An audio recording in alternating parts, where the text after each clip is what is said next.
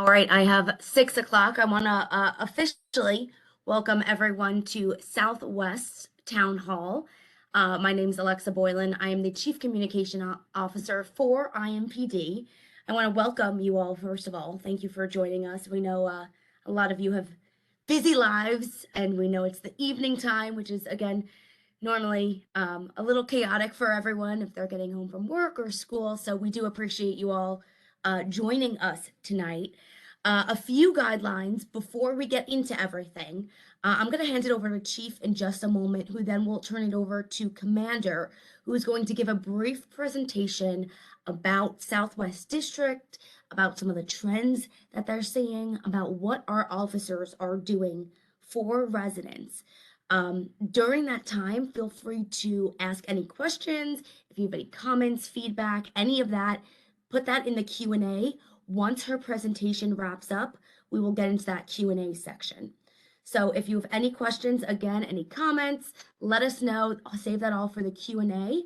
And we'll get to that after Commander's presentation. With that, though, I will hand it over to Chief Taylor.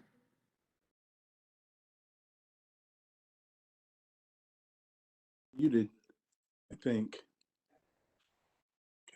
You hear me now? All right.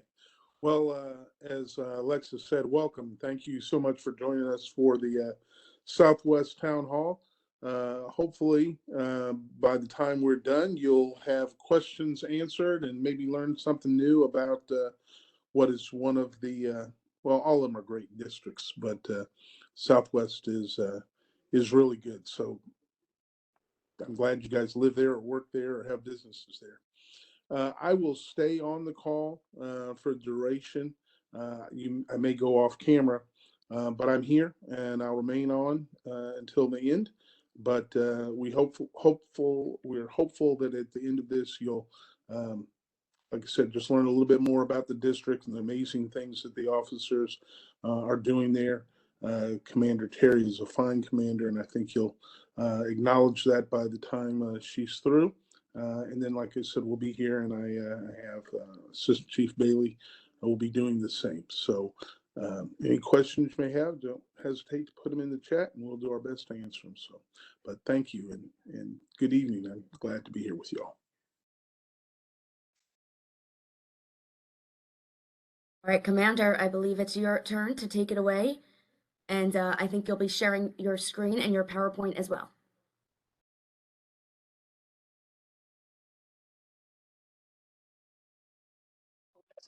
Oh, there we go. Okay, I'm unmuted now. Thank you, Alexa. I am in the process of sharing my screen here. All right, you all should see my first slide of the presentation. While you're getting adjusted to that, I just wanted to welcome everybody who's taken time out of their busy schedule to join us this evening. Please don't hold back on your questions. If you're curious about anything, now's the time. Very thankful to have the opportunity to be in front of you, even if it's virtually, to share information about the excellent work our officers are doing for you on Southwest District. I'm Tanya Terry, if I didn't say that already, but Commander of Southwest for the past couple of years now. One thing I do want to say that has struck me since I've been here is the wonderful level of support that we enjoy on Southwest District from our members of the community down here. I was overwhelmed with that when I first got here and continue to be day in and day out. The support that we enjoy down here is much appreciated. So thank you for that. So what I would like to share with you all this evening is just a little bit about Southwest District, some of our crime trends, crime prevention tips, updates about our technology, some accomplishments from last year, priorities and initiatives for this year, and then of course our Q&A. Southwest District is rather large. We have about 81 square miles of geography to cover. We have 19 patrol beats, and you can see that the Airport Authority is excluded out of that area. They have their own department, and then Speedway is also over here with us near our area of responsibility. We work well with both of those agencies and enjoy a very good working relationship. You can see we go all the way down to the county line on the south and Raceway Road on the west, and then about White River on the east.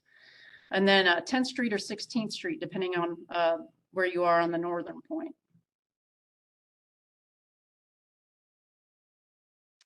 So this is just a snapshot of the different areas and units that we have on Southwest District. Of course, the district operations consist of me, Captain Larry Wheeler.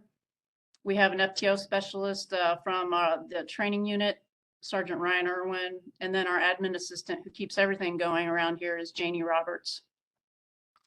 We also have 3 uniform patrol shifts, and these are the officers that you are likely to be encountering day in and day out. Day shift is 5:30 to 2, middle shift 1:30 p.m. to 10 p.m., and late shift is 9:30 at night to 6 in the morning. We have a district detective unit. They cover district level crime that does not fall into any kind of specialty area like homicide or robbery. Neighborhood Impact Unit has multiple components. Strategic Intelligence Officer, SIO, that's a sworn officer that fills that role. Officer Lemerick does an outstanding job in that role for us. Our Community Relations Unit, our Violent Crimes Task Force, which are plainclothes detectives. A Violence Reduction Team, which are uniform officers. And we do have a dedicated civilian intelligence analyst that helps us make sense of information and data. I want to bring your attention to the public assistance officers. We only have 2 at the district. We're actually shorthanded in this area. And that's short for, well, actually long for PAO. So if you hear anybody talk about PAO, our civilian support staff is who greets you in our lobby. And we also have a detective aide who helps our detective unit make sense of information and maintains a lot of data and spreadsheets and does make some phone calls for us as well. So on that note, we are hiring PAOs. If you're interested in doing that type of work, we would welcome you to get on the city's website and apply. We certainly need the support. And the PAOs also take a little bit of the load off of uniform officers in taking some of certain types of reports over the phone or if you walk in. So it's very, very helpful to the officers, and it does help the officers focus on the more violent nature or more pressing crimes in progress. This is what our staffing looks like on Southwest District. Across the patrol shifts and the Neighborhood Impact Unit, we have 140 officers. You'll see on here MCAT is listed right before the total. We have 1 sworn officer as a part of our MCAT unit, and I meant to talk about that at the previous slide. This is a crucial resource that we have embedded within the district. Officer Tracy Lomax is our MCAT detective, and he has a civilian clinician with the Sandra Eskenazi hospital that works with him, Stephania Lavelle. So they do an excellent job at helping address some of the mental health issues and individuals in crisis. They do follow-ups, they do proactive work, and respond to radio runs as well. So can't say enough good things about having MCAT here at the district. In addition to our 140 sworn patrol officers, we also have 17 sergeants, 5 lieutenants, and then 6 outstanding professional staff members.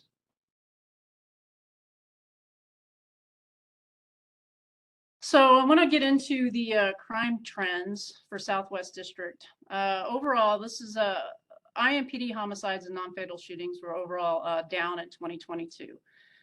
Robberies were down. Our agency has been doing a great job of targeting serial robbers and really getting a handle on those offenders quick and early on, especially if they continue to repeat their offenses. Auto thefts are trending down, but the interesting thing that I wanted to mention about auto thefts as a recent crime trend is although the motor vehicle thefts are down, thefts of Kia and Hyundais are up 71%, and 63% respectively. That's for this year. It's a trend that we think is partly related to a social media trend that young people are tuning into, and I think that's a possible correlation there. So there are ways that you can secure those vehicles, and we can get into that in the Q&A section if you're curious about that. But I thought that was an interesting trend to note, that even though overall auto thefts are down, specific makes and models are trending up right now. Carjackings are way down for us, about 25%. Arsons are way down, and larcenies are down. And larceny is just a fancy word for thefts. One thing I do want to bring your attention to is that our burglaries on Southwest District in particular are trending up, and that is something that you'll see as we move through the presentation that we are working to address.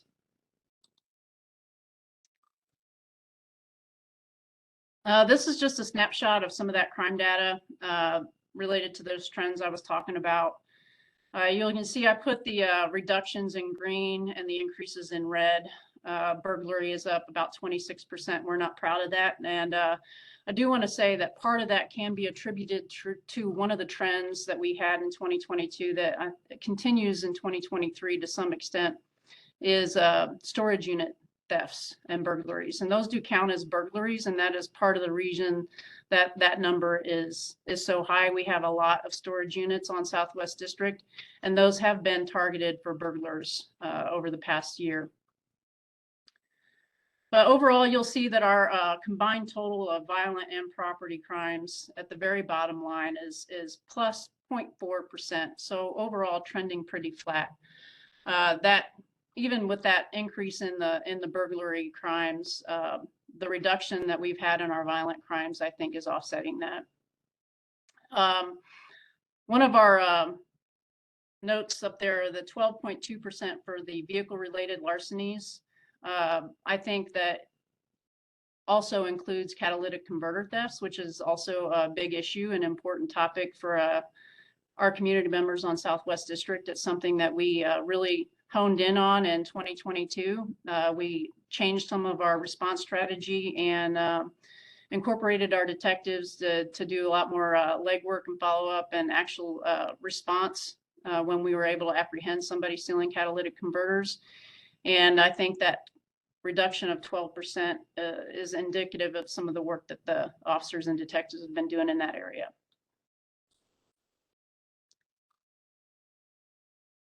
So another really important crime trend to talk about is our opioid epidemic and overdose deaths. Of course, we've seen overdose fatalities increase in recent years, 2022 included. This number is from our county coroner.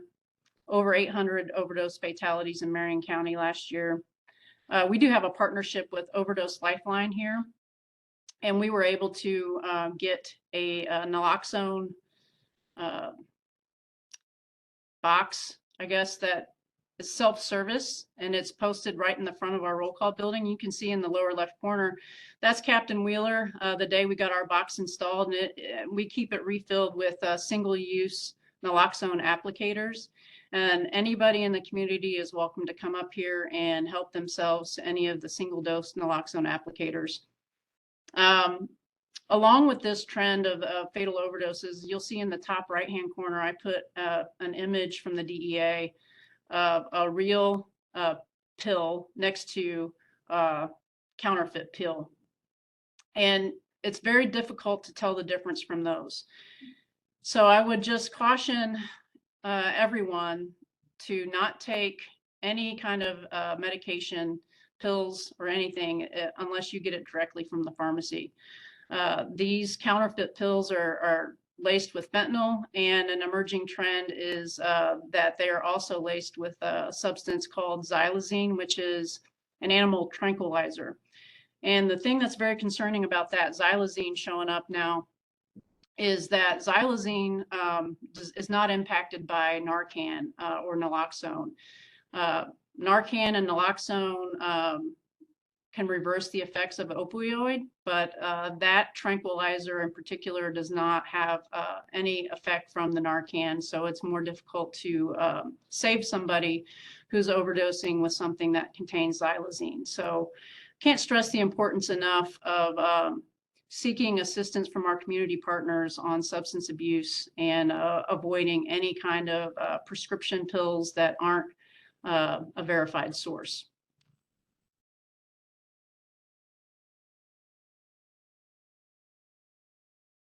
So I mentioned MCAT earlier, and I'm just going to brag a little bit about some of the work that Detective Lomax and Stefania have done for us on Southwest District in 2022.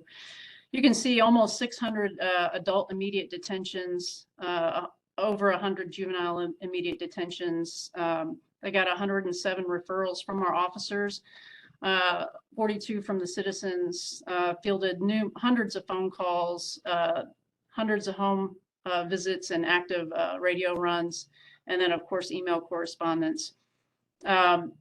They really take a lot of time and effort to collaborate with our district uniform patrol officers who share information with them on people who are in need of some of these resources. And then Detective Lomax and Stefania Lavelle go out and do follow-ups to try to connect people with resources that they need. And it also has a second and third order effect of reducing repeat radio runs to a lot of those addresses. So I'm very proud of the work that they do, and it's certainly important work as well.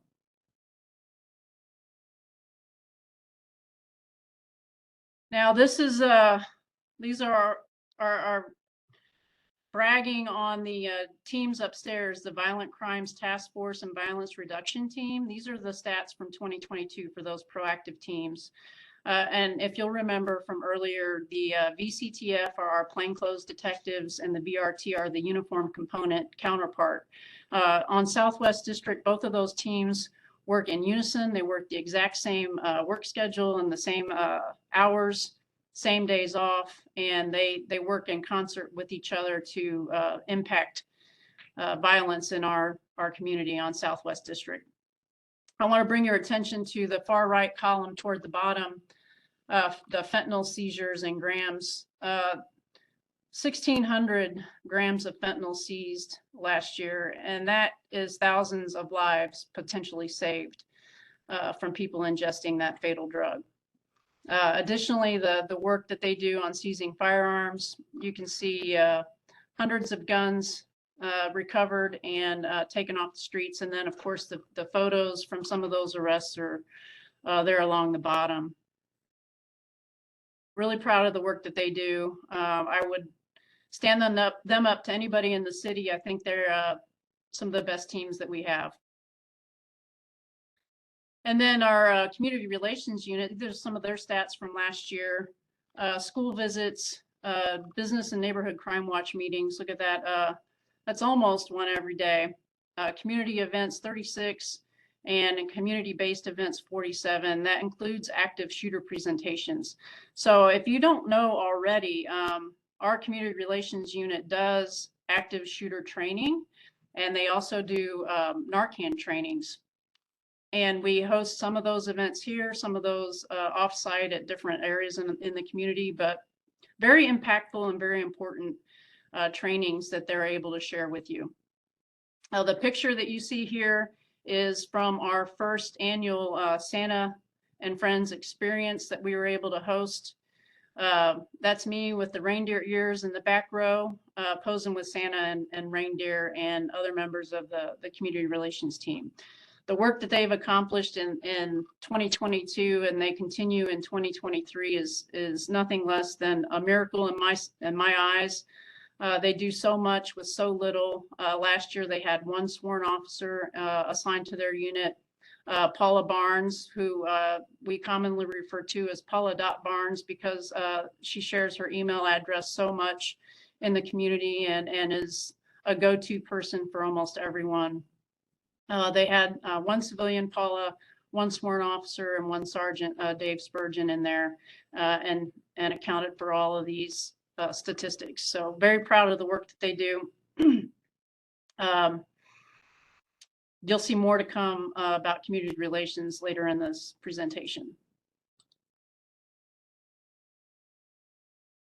One thing that we really honed in on last year was one of our goals was to increase our foot patrols and our bike patrols. So this is our overall proactive patrol stats for the district. And you can see that we more than doubled our foot patrols on Southwest, quadrupled the bike patrols, and quadrupled directed patrols. And directed patrols are just where we have hotspot areas, issues that pop up, and we share those locations with the officers for them to give those areas extra attention.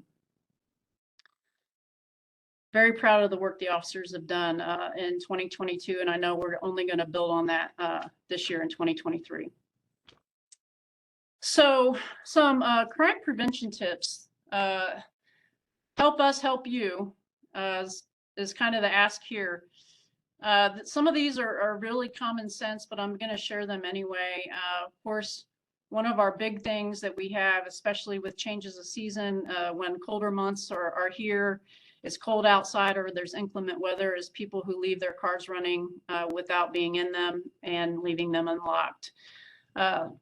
Please don't do that. And especially please don't leave your children in your unoccupied vehicles, whether they're locked or not. Just don't do it. If you get something, a big purchase at home, don't leave your boxes of trash outside for everyone to see. That's just inviting somebody to come by and help themselves to your new goods. We don't want to see that happen. E-commerce, a lot of people are selling things online and trading things or exchanging things. We invite you to use a public and safe location to make those transactions. You're welcome to use our roll call parking lot.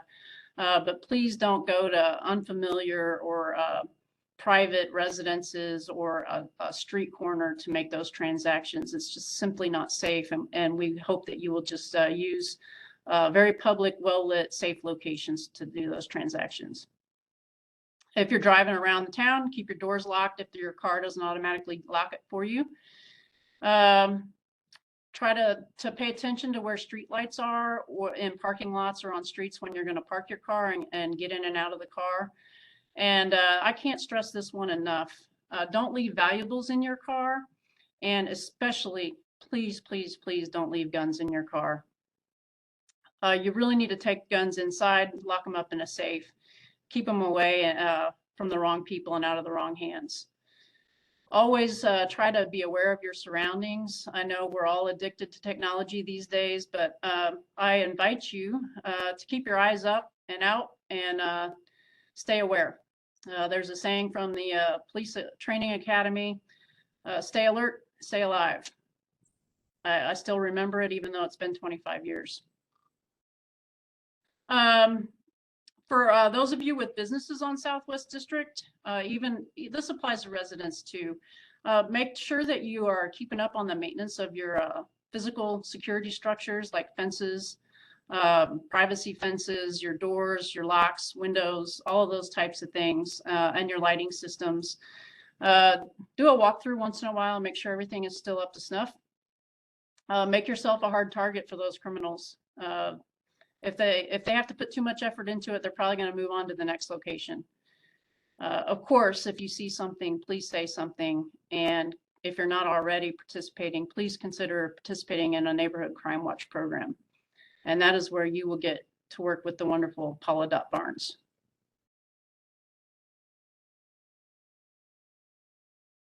Technology is huge for us over the last couple of years. We started with little to no public safety cameras or automatic license plate readers on Southwest District, and that number has grown astronomically and has really, really helped our investigators and our officers. We have about 7 public safety cameras on our district now. We have several kind of quick deploy trailer cameras in our fleet, but we're working to grow that up to 12 or 13 by this summer. Southwest District in particular has used those deployable trailer cameras on multiple occasions. Whenever we have a temporary issue that pops up in a certain community, We need to have extra eyes on the location or try to prevent further violence or crimes. We will request one of those trailer cameras, and if they're available, they deploy them. And that's happened on multiple occasions, and it's been very, very helpful for us. Citywide, we're soon to have about 275 of our automatic license plate readers in place. Having those strategically placed throughout the city is a real godsend for our investigators. It really helps us notice crime trends and track criminal activity across the city and across district boundaries. Currently, we probably have around 40 on Southwest District. And then speaking of technology, B-Link is always an option for businesses and citizens who would like to join. And that is simply a way of installing hardware or connecting to existing hardware to give IMPD a live feed of the cameras that you choose for us to have access to. Please get with us, contact the district if you want more information on that. It's a really great tool. And right now we only have one business with B-Link signed up with us on Southwest District right now. So I would challenge you out there to let's build on that number and grow it.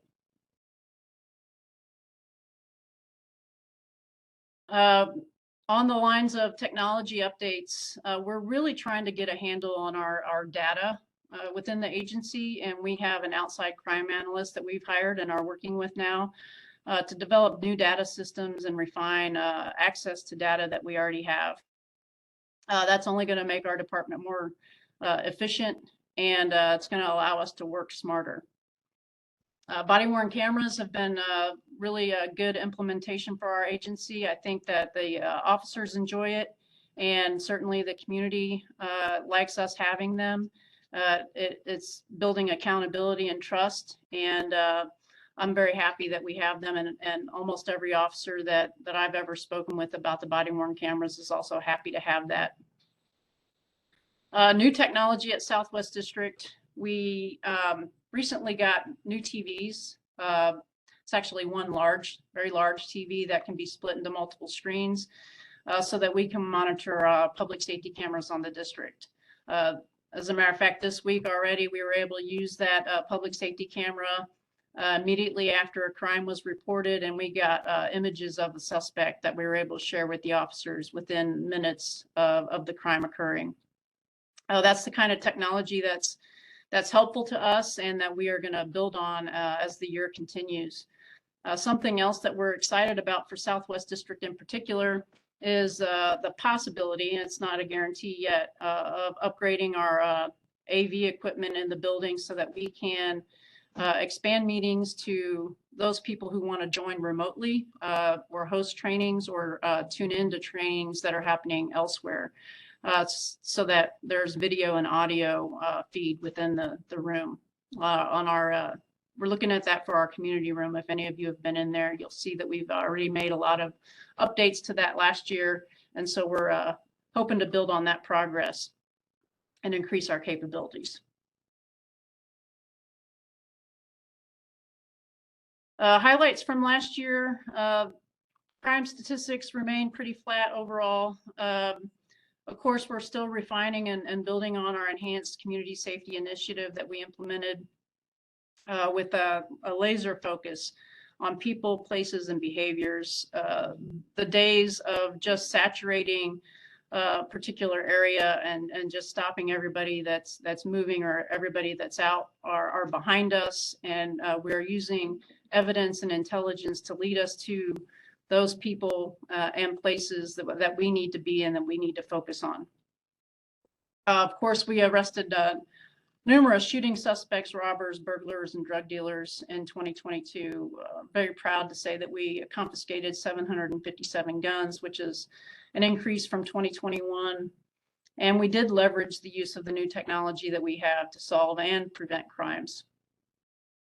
We continued our outreach efforts in neighborhoods with increased foot patrols, as you saw earlier. And the goal in our foot patrols is to make contacts and connections with people in the community and establish those partnerships. We know that we cannot do this without the support and partnership from our community members. Something that our community relations unit did last year was started what we call an ACE meeting, an apartment community engagement meeting, and a business engagement meeting. Those are also on the books for this year. The ACE meeting, I think, is happening next April 18th. Yeah, coming up. And we also were able to leverage partnerships with various members of our community to host that Santa and Friends holiday experience, which benefited multiple families on Southwest District.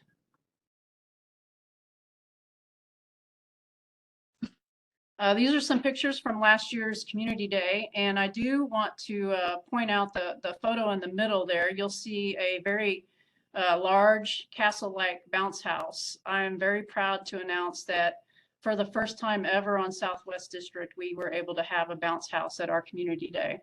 And you'll see this is Paula Dot Barnes in the lower left corner. Horse Patrol is usually there. And we had wonderful face painting artists, and we're able to do a bike giveaway last year. I would like for you to all make a note in your calendars that our Community Day for this year is scheduled for September 21st from 4 to 7 p.m. And it's right here at Southwest District at the park next door at Hallville Park. So save the date. Wanted to highlight some more of our face painting work from last year.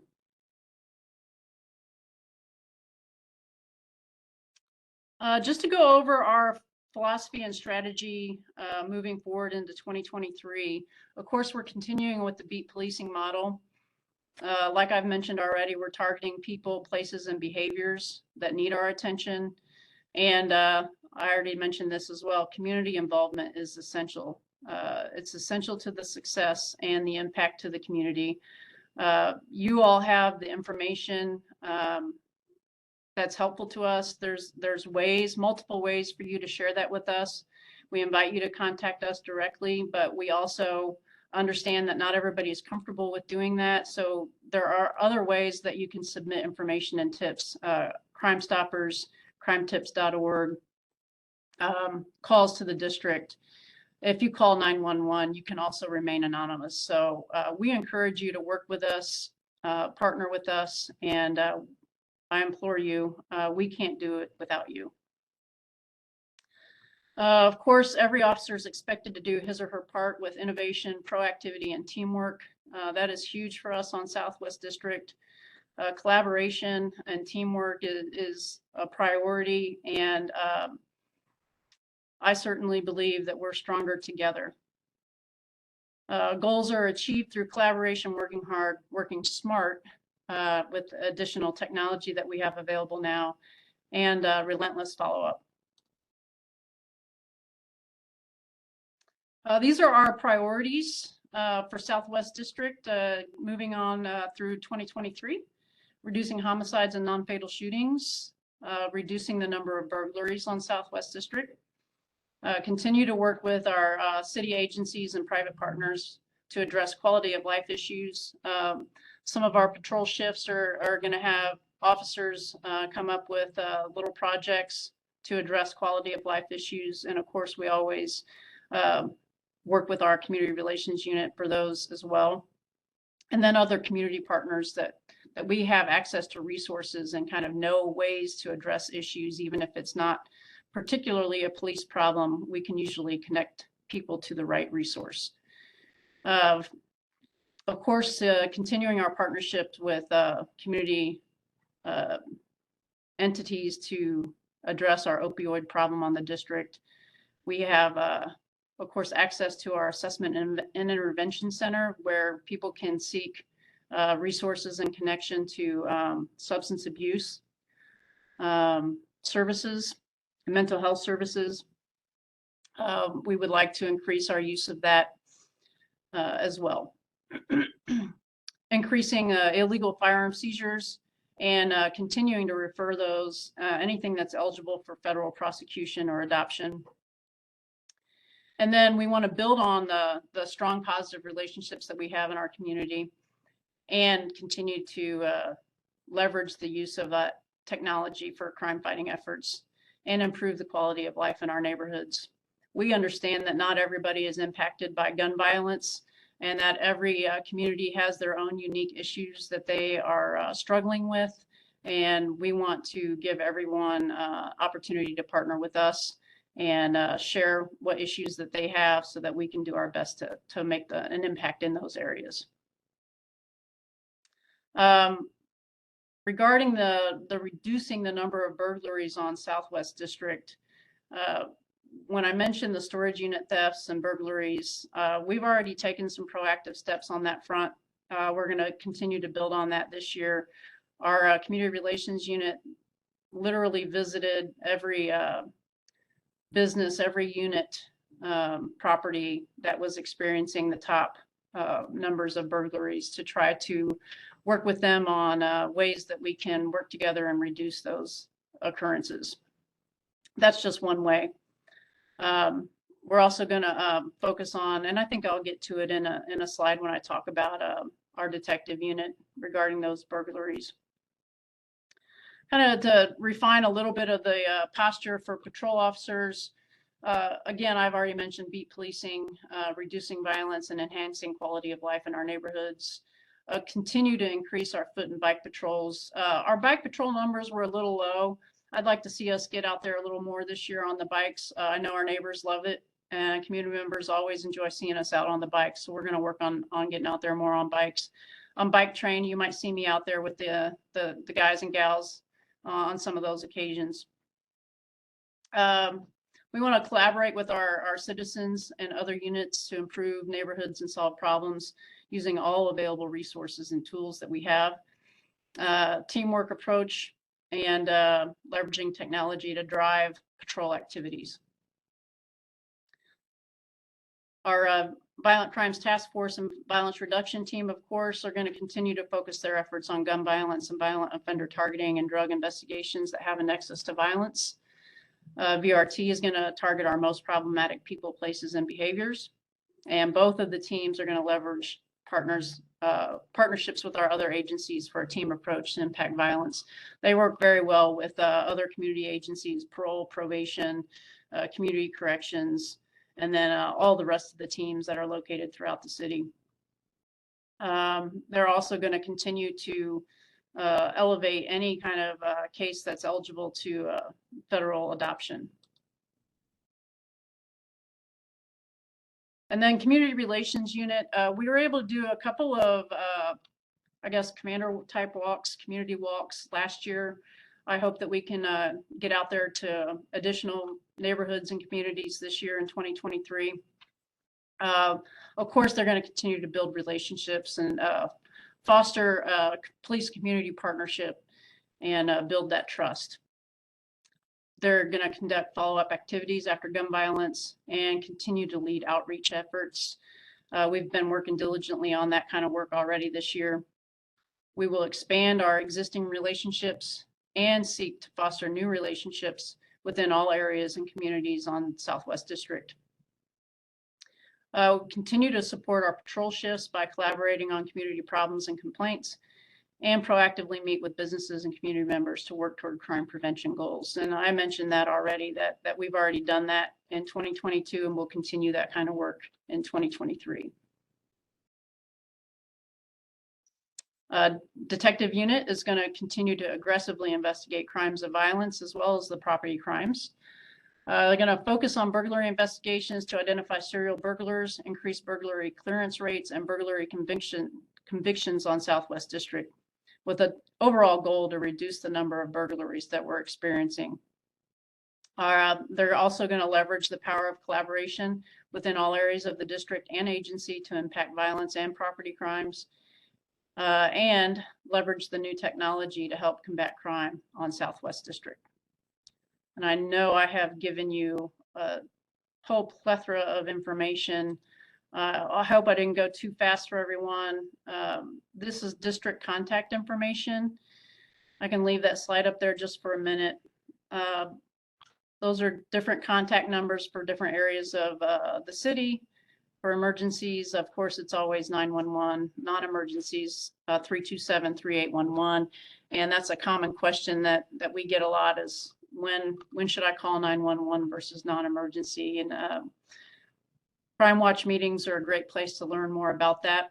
So if you haven't been to a Crime Watch meeting lately, please get to one or reach out to us so we can start one in your neighborhood. And with that, we are ready for some Q&A.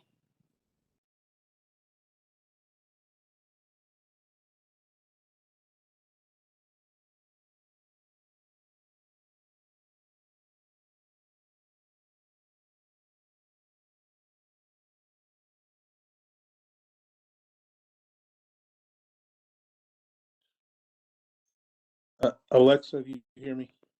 We're not hearing you, so at least I'm not. Tanya, are you hearing her?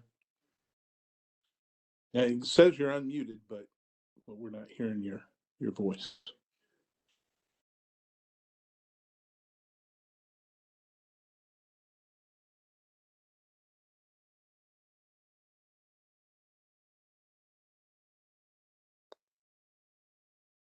No.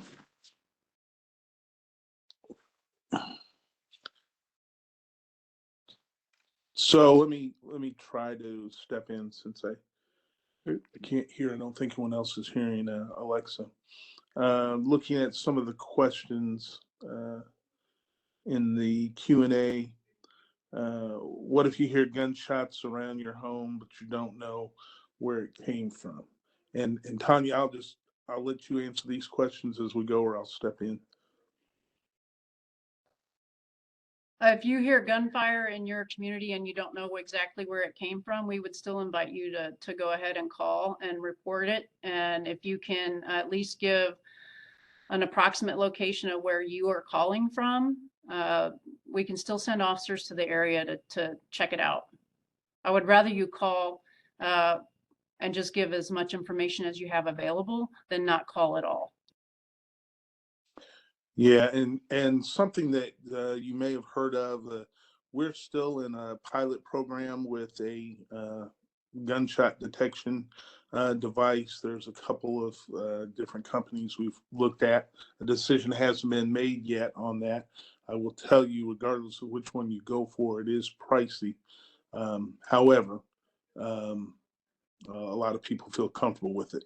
Unfortunately, in some areas of town, hearing gunshots is not that necessarily that uncommon. And I think the problem is we sometimes get numb to that and assume either someone else is calling or it's just someone maybe firing shots in the air and there's not a danger.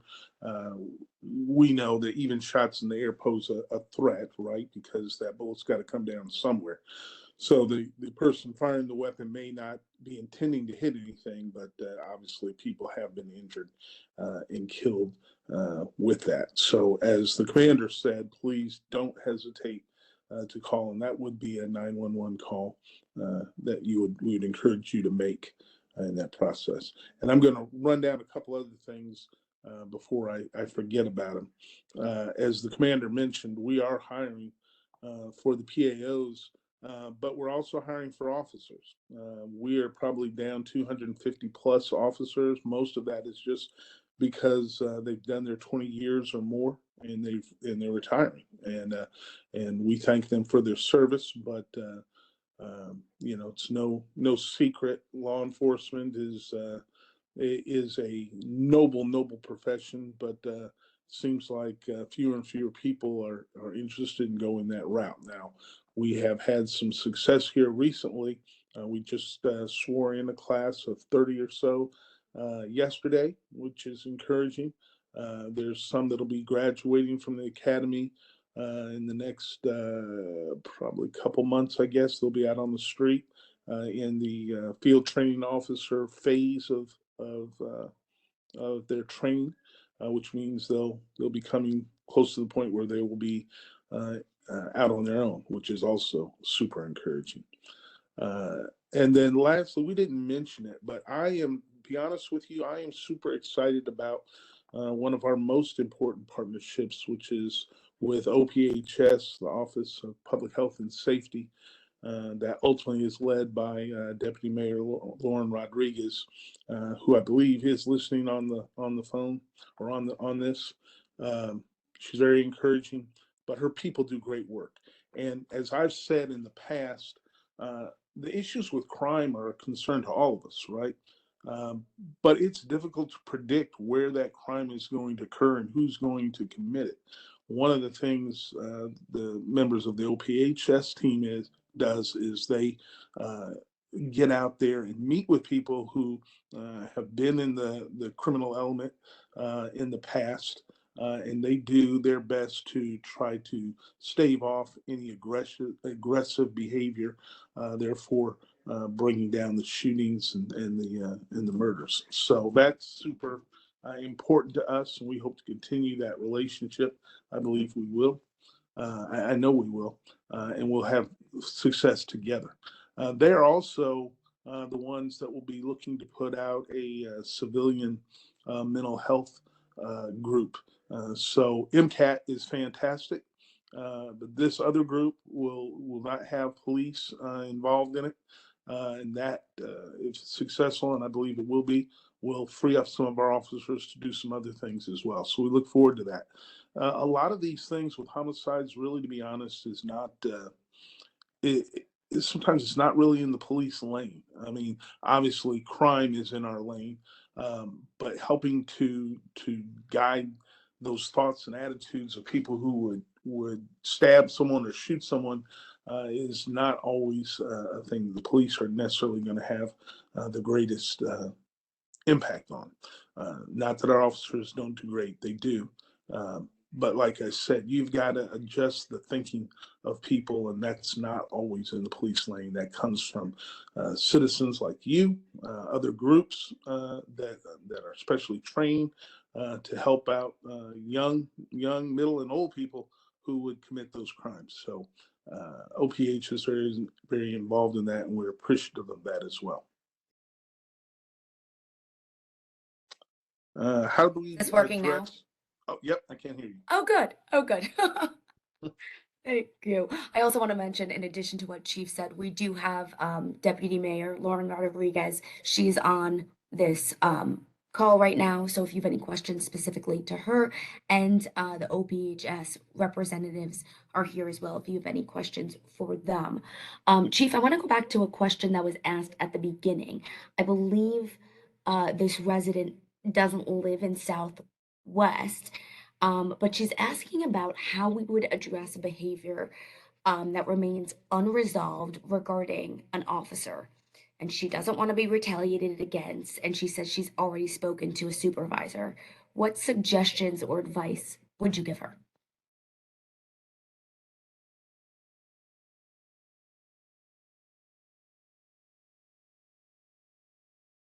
Sorry, trying to get unmuted there. There's always the option of going through the mayor's citizens complaint office. That is not run by us. We do it both ways. I know Commander Terry does a great job of addressing issues with her people, but if for some reason you don't feel satisfaction has been received through that, you can go through that mayor's citizens complaint board or office.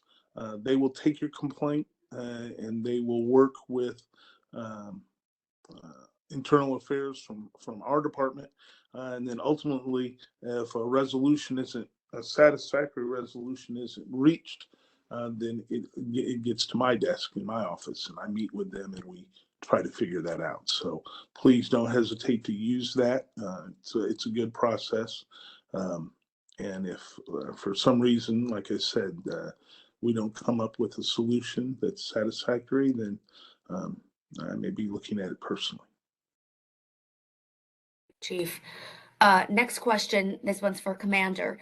Person's asking, are you seeing any significant changes in regards to the types of lethal illegal guns that are showing up on the streets? I know that you spoke a little bit about fentanyl. Can you talk to us a little bit about what you've seen over the past year or so? Yeah, this is regarding drugs, right? The lethal drugs, and that's the the fentanyl is the big one, and that's what we've seen the most of. And what I mentioned earlier and talked about earlier is how sneaky and tricky that is, because it only takes just a tiny little pinpoint amount of fentanyl that can prove to be fatal. And when you're taking those illegal drugs, dealers are cutting the drugs with different things that you don't know how much. It's not regulated. And even if you're taking a half of a pill of something that you got off the street, it's supposed to be oxy or something like that. Well, it's cut with fentanyl and you just don't know it and you can't see it. And you even take a half a pill, and we've seen accidental overdose deaths that way. And it's extremely concerning. I hate to say it, the days of experimental or recreational drug use should be in the past. It's too dangerous, it's too risky. And if I had to just point one big thing out, it's that fentanyl problem with the opioids.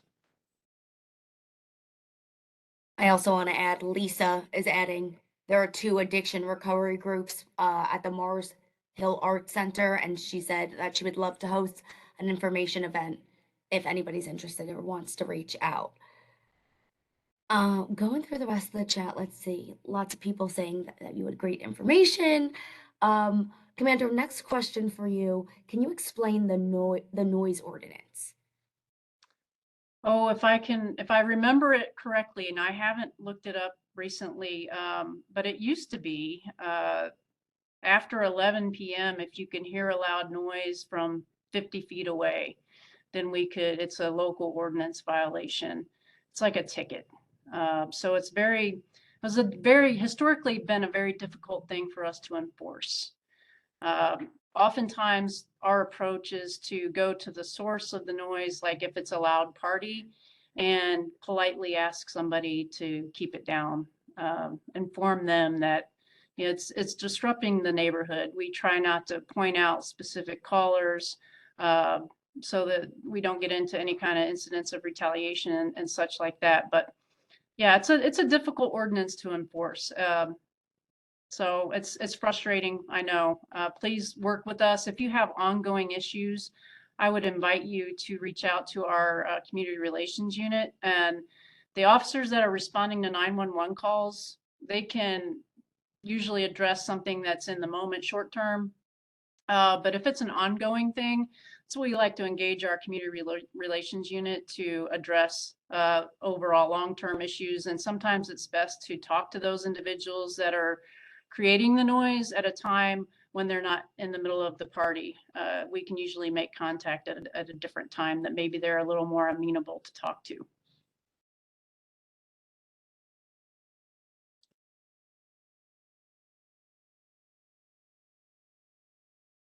We lost you again, Alexa.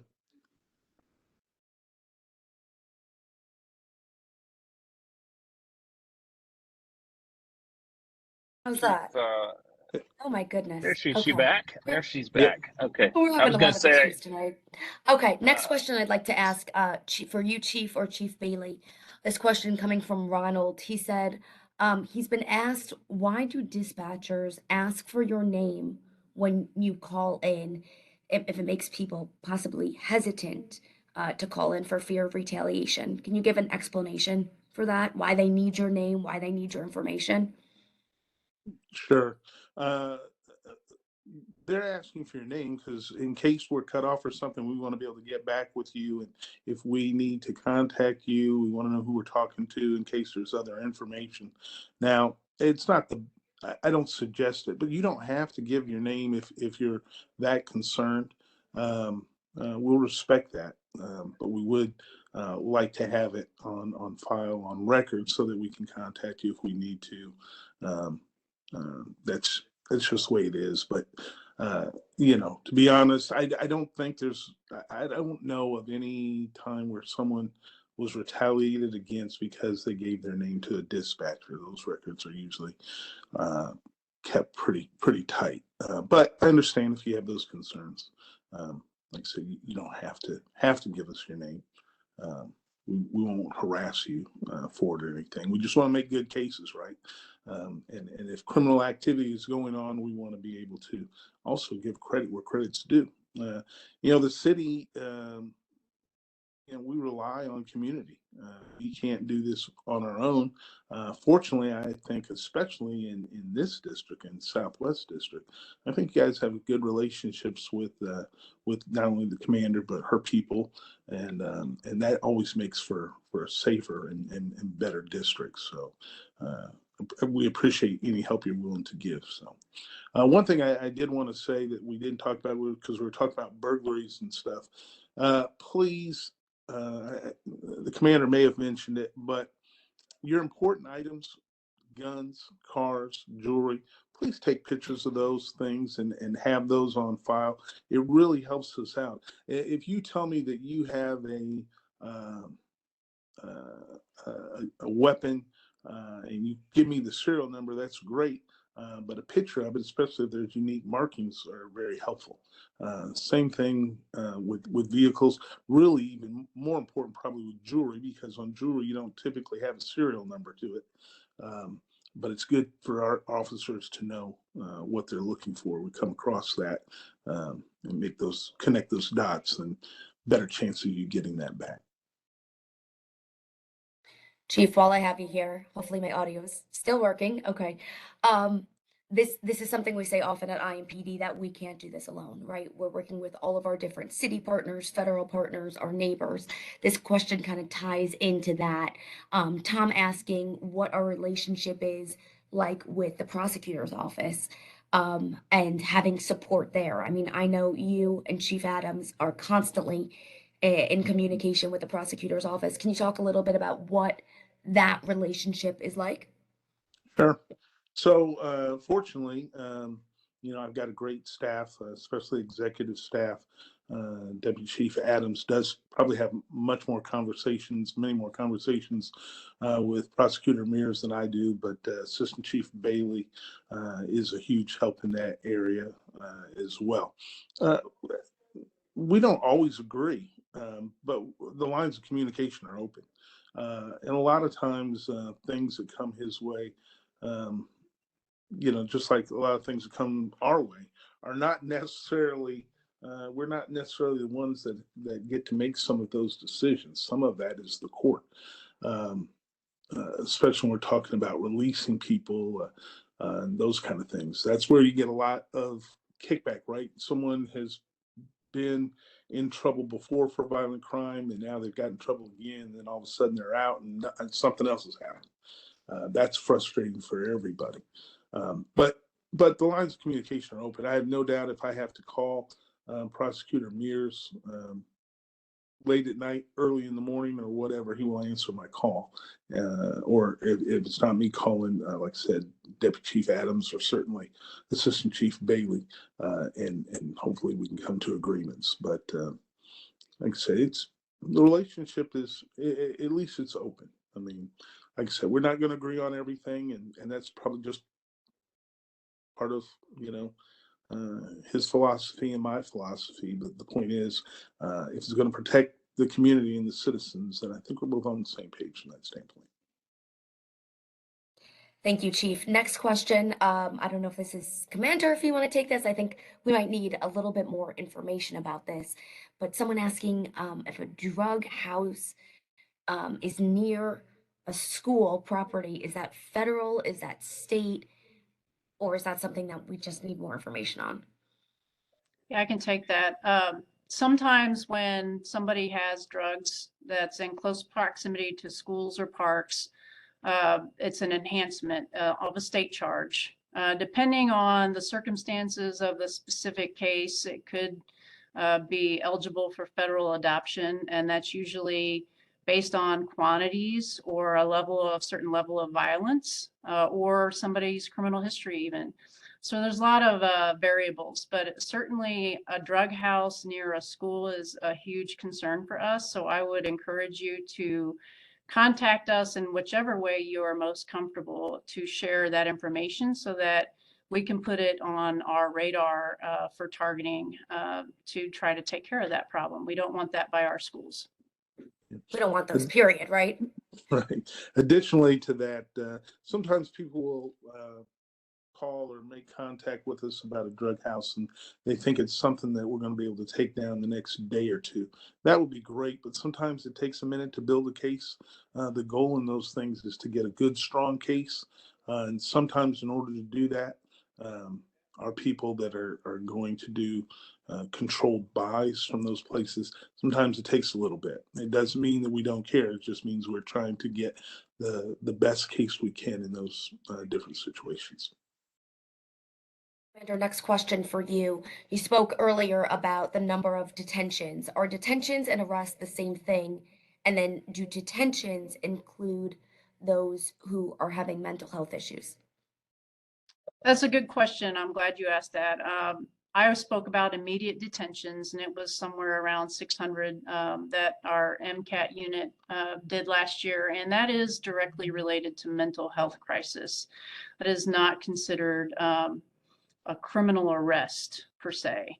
Now, sometimes if it's appropriate, we can place somebody under an immediate detention. And let me just give you a brief explanation of what immediate detention is. Somebody who's in a mental health crisis that the officers have reason to believe is a danger to themselves or somebody else.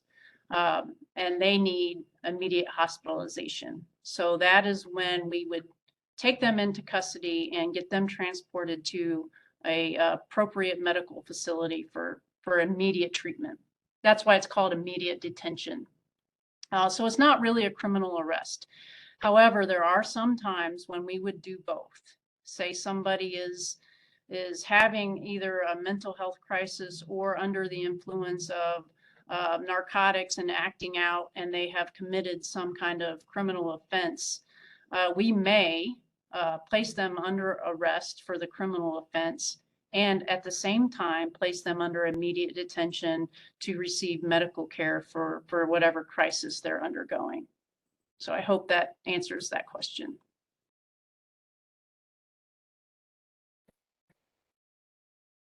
Oh my goodness.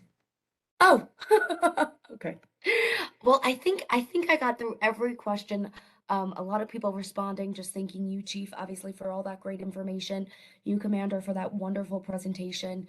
I think we got everything. I want to remind everyone that we recorded this town hall.